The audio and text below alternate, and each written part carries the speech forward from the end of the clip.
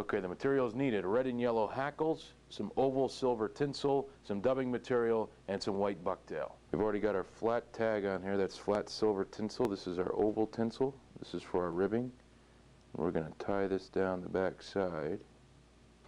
Next step, we're going to put a tail. We're going to take fibers from both of our hackles, and these we're going to tie right on top of there. Clip the tags. Now we dub our body. We're going to build our body up and try to make it as cigar shaped as possible. Sometimes it's difficult when you're dubbing. You can also use chenille here if you want to. I just think that this looks better. One more ought to do it. There's our body. Now we're going to take our rib, just rib the body. And we're going to take two similar sized hackles, a red and a yellow. Tie it on top. Just going to make a few wraps with these now. This is the collar of the fly. Tie the yellow off.